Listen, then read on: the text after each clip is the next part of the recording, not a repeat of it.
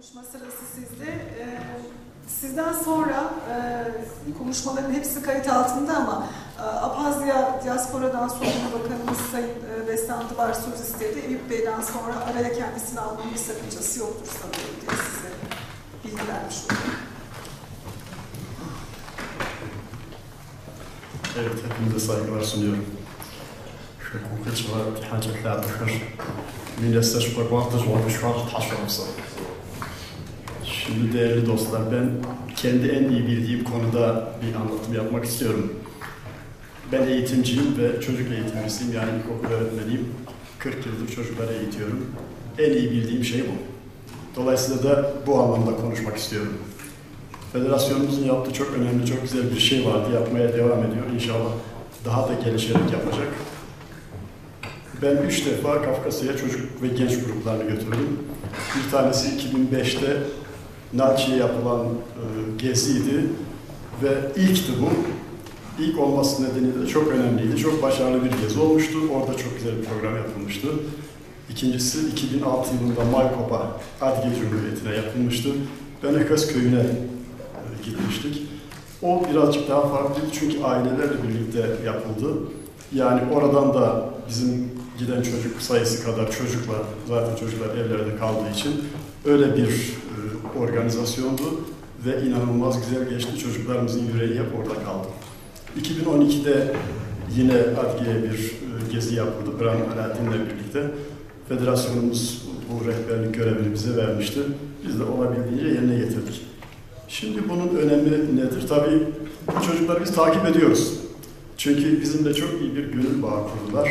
Bizimle çok iyi ilişkileri hala var. Yaklaşık 50'ye yakın çocuk bu ve genç. Şimdi tabii her biri hayatın değişik alanlarında olan insanlar oldular. Bu kişilerden yaklaşık 12 tanesi geri döndü. Yani döndü derken üniversite eğitimlerini orada sürdürdüler. Şu anda yaklaşık 10 tanesi, yani 5'te 1 diyelim, 10 tanesi orada Rusya'nın değişik kentlerinde, Nalçık ve Market'te olmak üzere Krasnodar'da olanlar, işte Stavropol falan gibi yerlerde çalışan var ama tabii ki orada da iş bulma sıkıntısı olduğu için değişik yerlere çalıştılar da oradalar. Yani 10 tane insanımız o gezilerle giden şu anda oradalar. Benimle de haberleşiyorlar. Çok da mutlu oluyorum, çok seviniyorum tabii. Yani bu inanılmaz bir şey.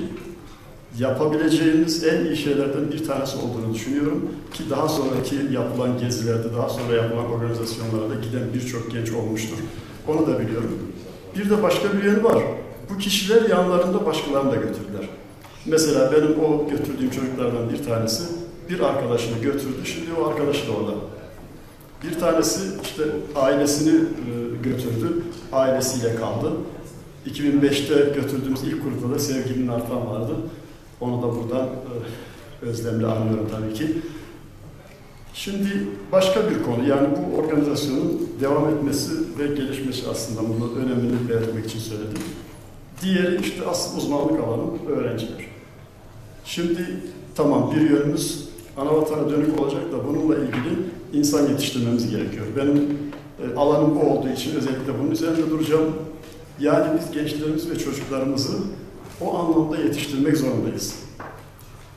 Biz bunu, ben Nar Çocuk Kulübü'nü 25 yıl önce o zamanki dernek yönetiminin izniyle kurduğumda daha önce atletizm antrenörlüğü dolayısıyla çocuk gruplarını değişik yerlere götürüyordum. Oradan aklıma geldi. Hani minik ekip, küçük ekip falan demek yerine bunun adına bir şey koyalım. Ve Nar Çocuk Kulübü'nü kurduk. Bir de slogan ürettik. Geleceğe güvenin çünkü biz varız diye bir sloganımız vardı. Amblemlerini ürettik. Şu anda çok güzel amblemleri var. Yani çocuklar bir kulübün üyesiydi. Kimlik verdik onlara. Nar Çocuk Kulübü üyesi diye. Ve çok güzel şeyler oldu. Yani o çocuklar o kulübün üyesi olarak geldiler. Artık onlar minik ekip değildi. Oradaydı. Şimdi bütün derneklerimizde bu çalışmanın yapılması gerekiyor.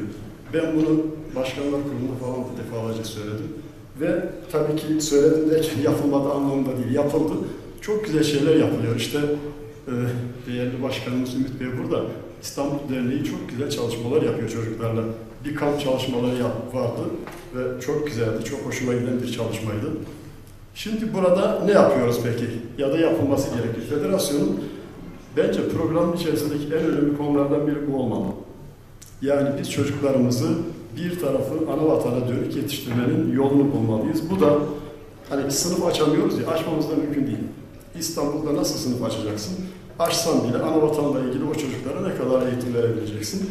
Ama bütün derneklerimizin mutlaka bu çocuklara yönelik çalışması olmalı. 2 tane çocuk olsun, önemli değil. O 2 çocuk için program yapalım. O 2 çocuk, 3. çocuğu, 4. çocuğu getirecek. Samsun'da 40'ın altına biz düşünmüyoruz bu çocukları ve 40'ın altındaki çocukları her yıl eğitiyoruz. Peki ne yapılmalı? O çocuk anavatanla işte ilişki kuracaksa, anavatanı tanıyacaksa, hani şaku diyoruz ya, biz öyle büyüdük.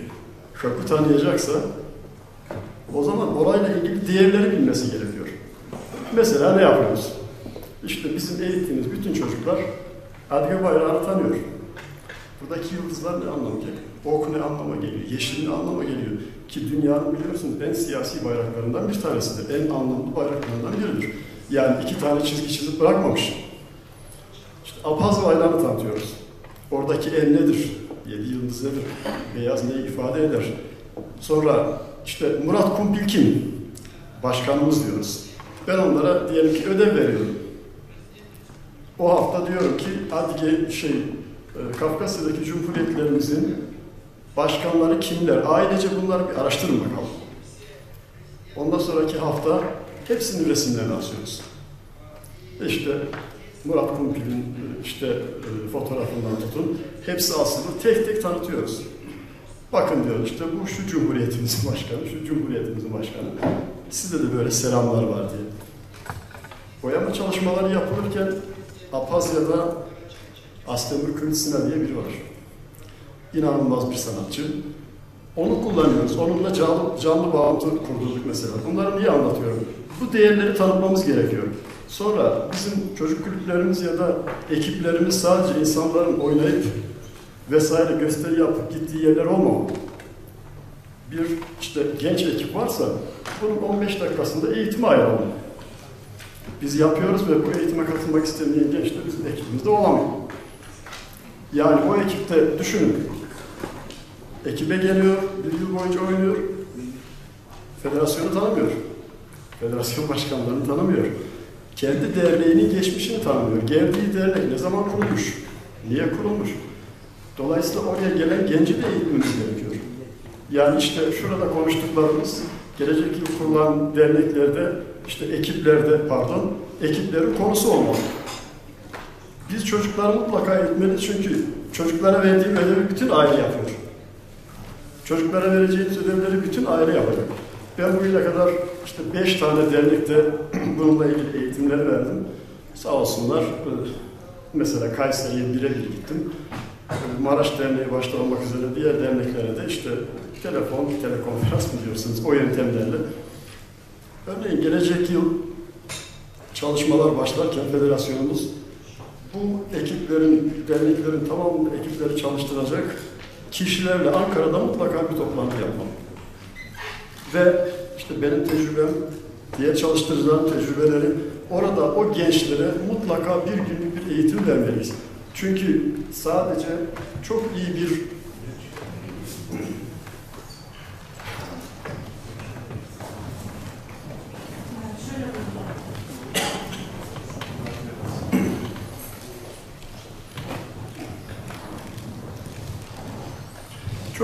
ekip hocası olabilir, her şeyi çok iyi öğretebilir.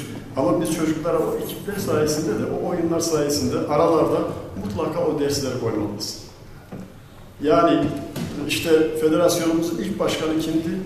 Şimdiki başkanı kim? Aralarına kimler geldi? Değerlerimiz nedir? Tamatelik kurumu nedir? Biz bunlarla ilgili boyama çalışmalarından tutup o kadar çok şey var ki bende yüzlerce boyama birikti. O kadar çok doküman birikti ki artık yani bunları bir yerlerde paylaşıyoruz ama daha çok yerle paylaşmak istiyoruz. Yani biz dönüş diyoruz, gerçekten dönüşün altyapısı bu çocuklarla olacak, bu gençlerle olacak. Biz çocuklarımızı ve gençlerimizi de eğitmenin yolu her derneğin mutlaka ve mutlaka oluşturduğu o çocuklar bizim okulumuz. Çerkez tarihini de orada öğreteceğiz. Geçmişimizi de orada öğreteceğiz. Değerlerimizi de orada öğreteceğiz. nasıl diyelim, hamadelik kurumunu orada öğreteceğiz. Mesela gene Astemur'un hamadelikle ilgili çizdiği o kadar güzel şeyler var ki, çizgiler. Bir de çok basit. İnternette çok işte bir Picasso programıyla hemen onu boyamaya çevirebiliyorsunuz. Ben onu çocuğa veriyorum. Çocuk onu boyadıktan sonra da bir hamade çağırıyoruz. O geliyor, anlatım yapıyor. Yani her hafta mutlaka bir konuyla, yani bizim okullarımız orası olursa başka şansımız yok. Yani biz çocuklarımızı gerçekten bir tarafı, yüreği, dün Setenay söylemişti ya, vücudu başka yerde, kalbi başka yerde.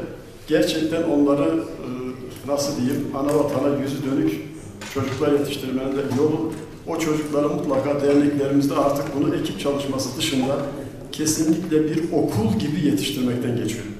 Çünkü çocuğu eğittiğiniz zaman bütün aileyi eğitiyorsunuz. Yani eğitmek lafı biraz iddialı oldu aile için. Zaten bilinçlidir ama o çocuk aileyi o işin içine sokuyor.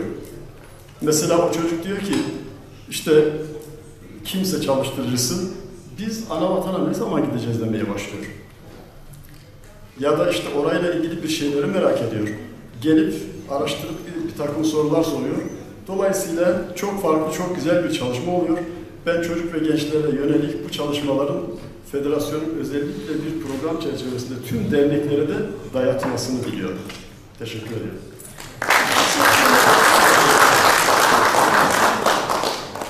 Abhazya'dan, diasporadan sorumlu bakan Sayın Destan Duvar aramızda demiştik. Sizlere da hitap etmek üzere şu anda kürsüye geliyor.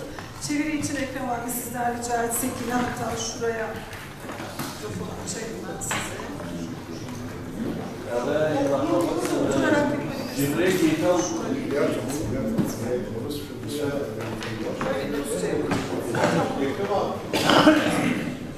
Дорогие друзья,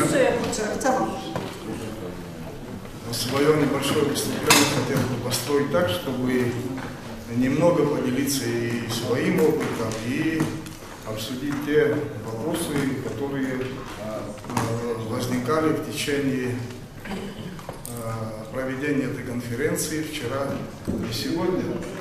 Но я хочу начать с того, что Родина одна. Родину не выбирай. Поэтому думать о том, что Сухум превратится во второй Париж, и тогда мы вернемся в Абхазию, я считаю, что это будет просто ошибочно. Поэтому, кто бы ни был, чья бы историческая родина, где бы ни находилась, мы должны понимать одно, что она одна у нас, Родина-Мать. Ее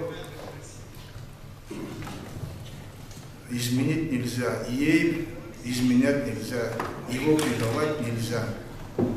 И вот прежде чем сделать шаг на свою историческую родину, если мы будем смотреть статистику, какая безработица, какой уровень жизни, какие доходы и так далее, никакой репатриации не будет.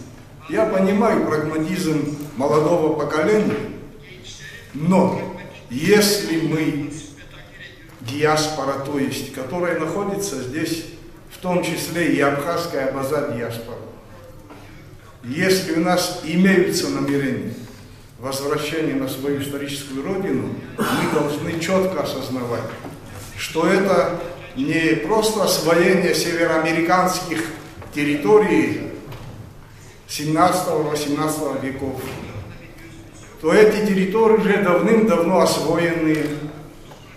Это регионы Российской Федерации, которые имеют высокую культуру земледелия и животноводства, где экономика развита довольно-таки на высшем уровне. Здесь просто должна быть воля. И поставлена задача вернуться на свою историческую родину.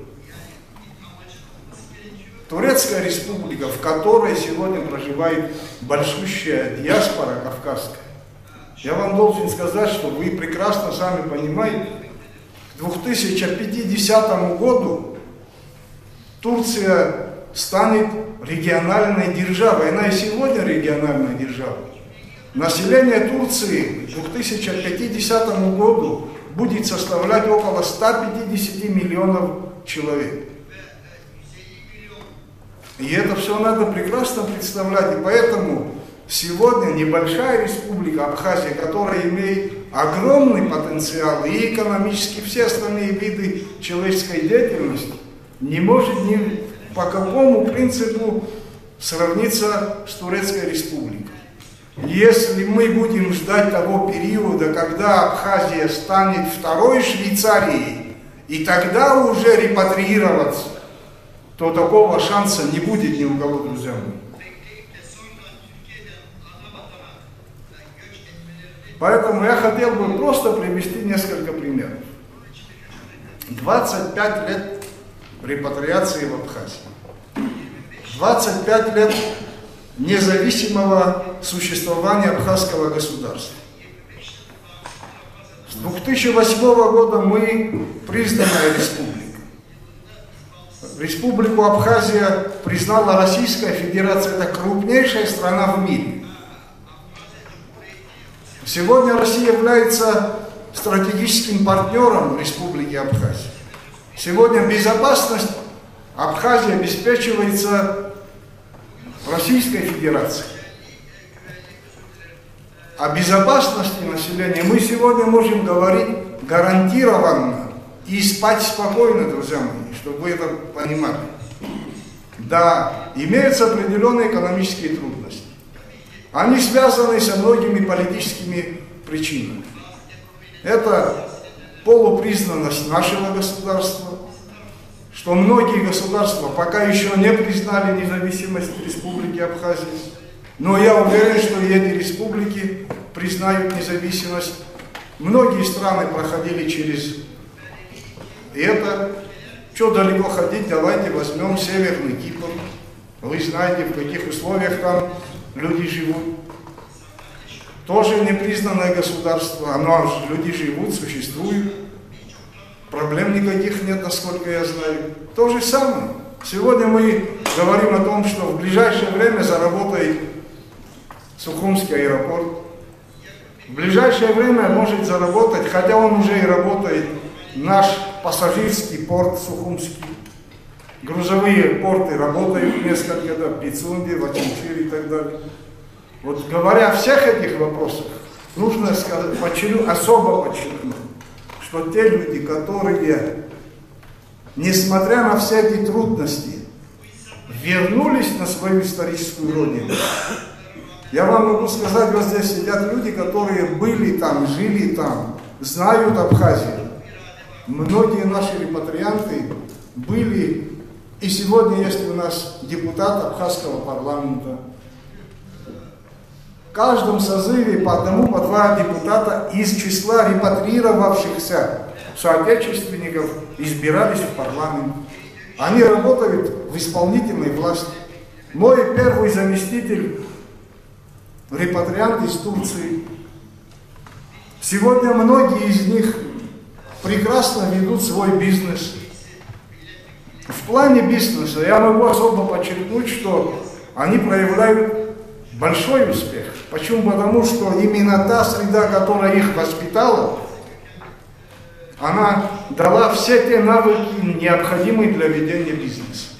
Мы, советские люди, по-другому, видимо, смотрели на все эти понятия, но те люди, которые родились в капиталистических странах, введение бизнеса, ну, я не знаю, это, видимо, от природы такое везение.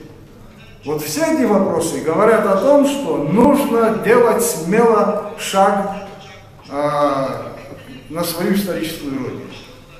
Я даже мог бы вот применить такой термин, если есть такое понятие для каждого мусульманина, что в течение своей жизни хотя бы один раз посетить Мекку, то каждый наш соотечественник обязан в течение своей жизни хотя бы один раз побывать на родине своих предков. Просто чтобы прочувствовать дух нации, дух предков. И вот тогда вы поймете, что значит кавказский дух.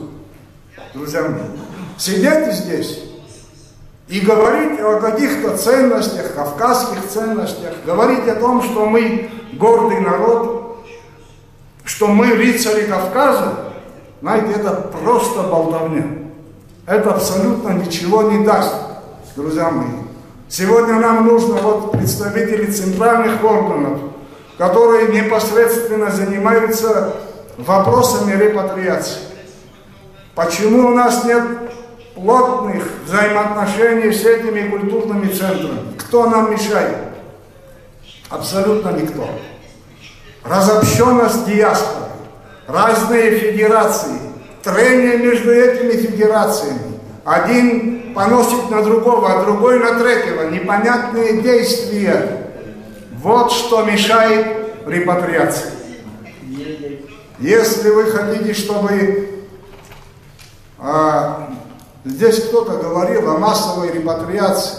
Друзья мои, такое осуществить практически невозможно. Чтобы можно было и стариков, и детей всех собрать и сказать, мы возвращаемся на историческую родину, никто об этом не говорит. Это даже просто неосуществимо.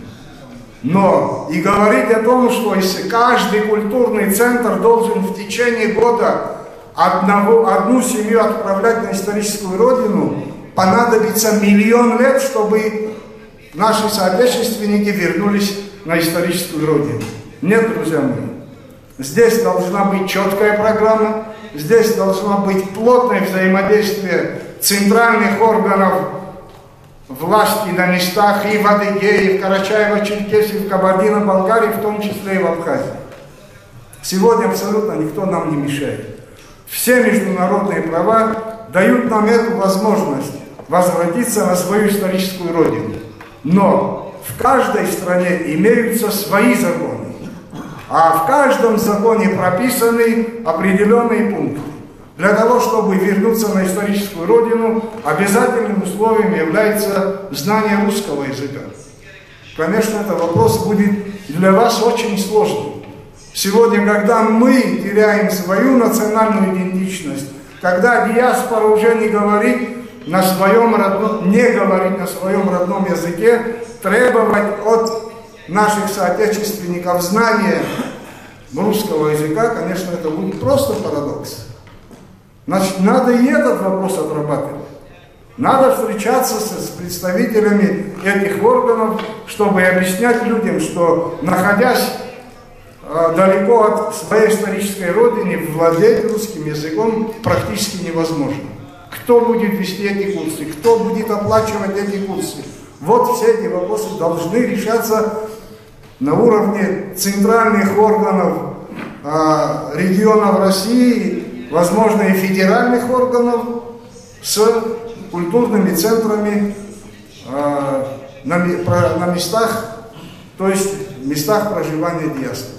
Вот тогда мы можем четко себе представить и определенную программу, и квотирование, и все остальные вопросы. Пока эти вопросы не будут обсуждаться, пока эти вопросы будут обсуждаться просто в кулуарах, таких как нынешняя конференция, она не будет иметь никакого эффекта. Надо сегодня конкретно ставить вопрос, чтобы вопрос получил решение.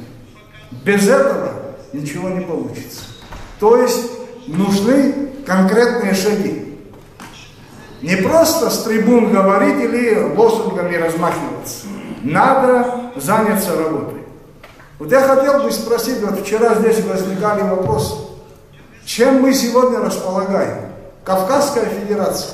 Может ли сегодня Кавказская Федерация обеспечить проезд, оплатить багаж, допустим, для тех, вот для 10 семей? Я уверен, что таких средств нет. Почему нами не создан фонд?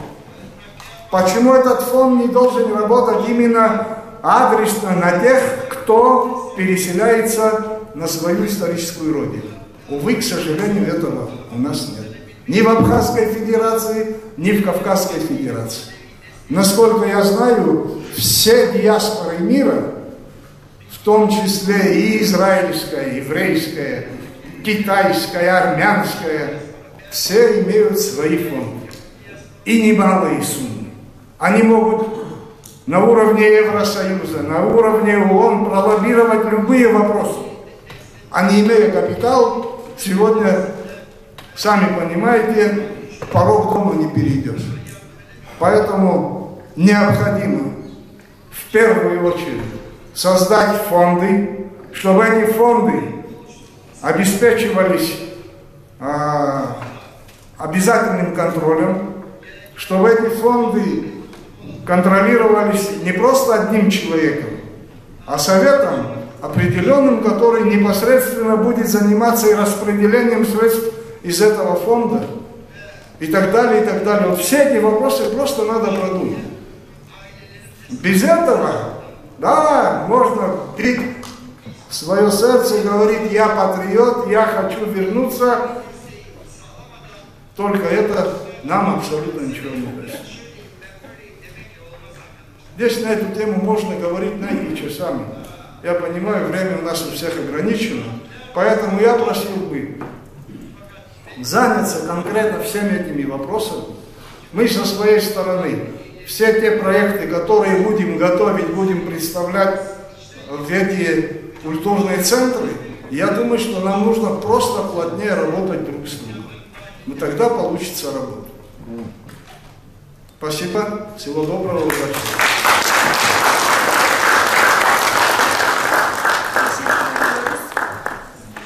Gerçekçi politikalar üretmenin önemine değindi. Kendisine teşekkür ediyoruz. Sayın Yusuf Taymaz, Kapı Başkanı konuşma sırası kendisine.